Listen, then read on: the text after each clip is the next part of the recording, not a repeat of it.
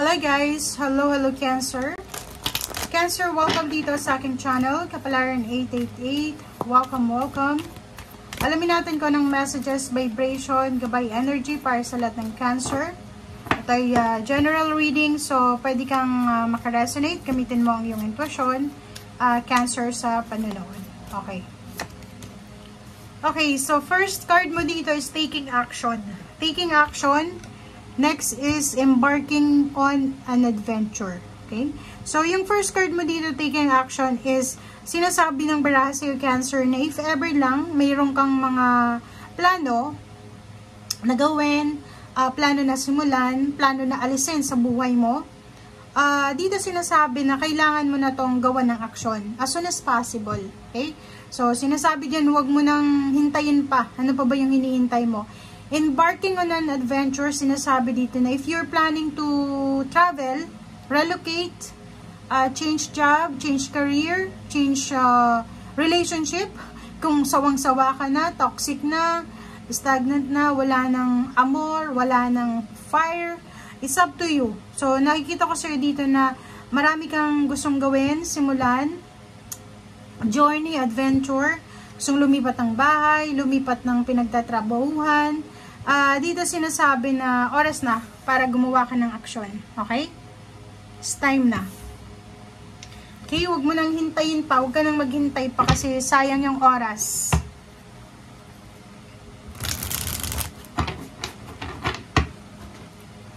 Okay.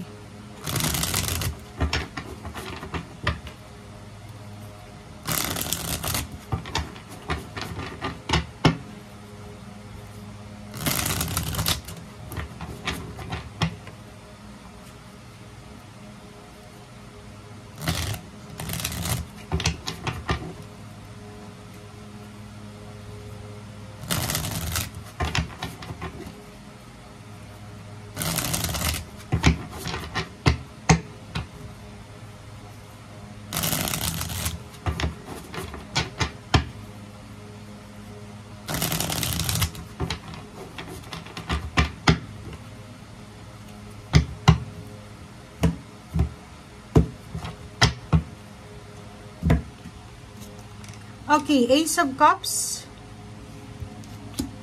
Ten of Wands. Okay, wow. So, yun. Nakikita ko sir dito isang bagong relationship ang pwedeng pumasok sa buhay mo, Cancer. It's either friendship, intimate relationship, office mate, or pwedeng acquaintance, pwedeng boardmates, or kapitbahay, parang ganon. So, nakikita ko sa'yo dito, meron kang posibleng maramdaman na excitement, confidence, pero yung nangingibabaw dito, sobrang excitement siya. Excited ka. And yung Ten of Wands dito is about mga, parang, tawag dyan, yung mga sobrang duties and responsibilities natin. Cancer, gusto mong magsaya, gusto mong mag-celebrate, pero marami kang obligasyon sa buhay. Parang ganon. For example, sa trabaho, okay? Or pwedeng sa mga reunion na yan, may pagkakataon kang makipag-reunite sa iyong mga kaibigan, sa iyong kapamilya, pero pwedeng hindi ka maging presente. Kasi marami kang obligasyon. Either may trabaho ka, may business ka, nasa ibang bansa ka, or marami ka talagang dapat na unahin kaysa dito sa kasayahan na to. Okay? Four of Cups, so nakikita ko sir dito na medyo yung iba sa inyo yan is exhausted. Pagod na siguro kayo. Dahil ang dami yung pinapasan eh. Maraming duties, responsibilities, or marami kayong mga bagahe sa yung balikat. Okay? Next card natin is the Emperor. Mayroon dito sa inyong Cancer na naghihintay na ma-promote sa trabaho, naghihintay na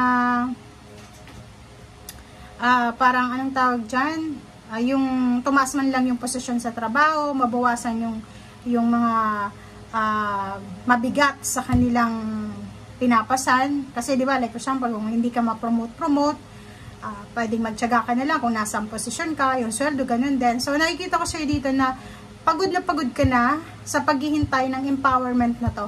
Okay? Ibig sabihin, pagod na pagod ka nang makuha yung security and stability na to na hinahangad mo or minamanifest mo.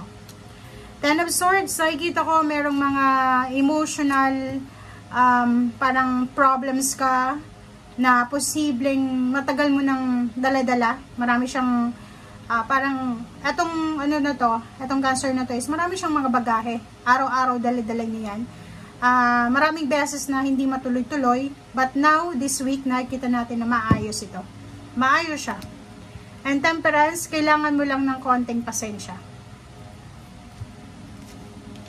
Okay, Three of Swords. Nakikita ko sir dito, posibleng meron kang matatanggap na kwento, chismis, galing sa isang tao. And yung kwento na to ay posibleng magdala sa'yo ng pain and heartaches. And nakikita ko sa'yo dito, na yung Six of Wheels na to, and Seven of Swords, posibleng meron kang, pwedeng ikaw ito na naiinggit sa isang tao, or pwedeng ikaw yung kinaiinggitan. So, the other way around. So, kung halimbawa, pagod na pagod ka na sa paghihintay sa promosyon, salary increase, higher position, or anything na stable, siguro ikaw yung naiinggit. Pero yung iba naman, kayo yung kinakainggitan. Okay? And sa relationship guys, mag-iingat ka, lalo dun sa mga kinikwento sa'yo ng mga tao. Mag-iingat kayo dun sa mga kinikwento sa inyo, kasi hindi lahat ng kwento totoo. Hindi lahat ng balita na ibabalita sa inyo totoo. Hindi lahat ng mga chismis na yan, like sa mga messenger, sa chat, sa mga video call na nare-receive mo, mag-ingat ka. If I were you, ano mo siya, i-record mo. Diba? Lalo na ako, ganun yung ginagawa ko eh. Pag halimbawa yung mga chismis na natatanggap ako by chat or by call, sinasabi ko stop na. Kasi hindi ko yan kailangan eh. Hindi yan para sa akin. And waste of time na pag-usapan yung ibang tao. Okay? Ayaw kong pag-usapan ako ng ibang tao. So bakit ko pag-uusapan yung ibang tao? Parang ganun. So, Six of Wheels, nakikita ko sir dito na siguro may nag-i-stalk sa'yo. Pwedeng merong isang tao na binabantayan bawat galaw mo. Or pwedeng ikaw to na medyo nakakaramdam ka ng insecurities. Depende yan. The other way around, pwedeng mangyari yan. So, be careful lang sa linggong ito. Nakikita ko pwedeng ma-involve ka sa mga, yun nga, mga chismis, mga kung ano man, pwedeng makatrigger ng iyong emotion, mental, 'di ba? So, mag-iingat ka. Sobrang kailangan mo mag-iingat, okay?